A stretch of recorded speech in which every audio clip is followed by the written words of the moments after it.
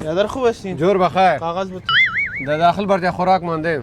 چی میگی برادر؟ قبل زدن تا فهمیدم. برای برادر تشناب هم داری گپم A میزنی. few moments later. چی میکنین یا با قرآن یک ساعت تیر کردن این مردم دا تشناب چرس میزنن نسوار میزنن چی میکنن کی غاره کمانی مو باشه بره چی بره بدر نواخت کردی بره رقم مردم هستی؟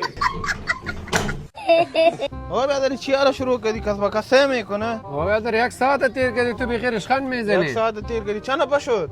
نمبر یک بود یا نمبر دو پوش چی مانه؟ نمبر یک نمبر دوش قربت یا خالی خب تشناب خالی بود ما داره پشت چی فقط من نمیفهم یک ساعت تیر کردی داره نمیشه 20 روپا میشه برادر تشناب خالی رفتیم نه. دار پا میشه دو روز تشناب رفتی چرا نرفتیم؟ یک ساعت که تشناب خالی تیر میکنه ایچی قال مغالک بود که باتی دایی میتی آقا برادر تو که گوش میگیری با کس؟ نه گوش نمیگیرم صداش میبیره نو بیادر سم جنگ بوده که تو داخل با دایی میتی در تشناب پیت هسته که بچی حال هسته چطل هسته که مورا خاک ذرا پاک کده باش حالا گوی تو کدی خب پاک نکدی حالا مسئول تشناب تو هستی هم هستم دار پیت بگی برادر زیاد جنجال نکن تو همی دار پیت بگی برابر بیادر 20 روپا میشه من فقط نمیفهم که تو داخل چی کدی 20 روپا میتی بته که نمیتی که میفهم من کدازی چی کارا میکنه خودت بفهم دار دیگه پیت بگی که من هم هستم 20 روپا میشه کالی با قرآن خیزنگ بعد موز تا میخورم بگی ما 20 روپا رو بگی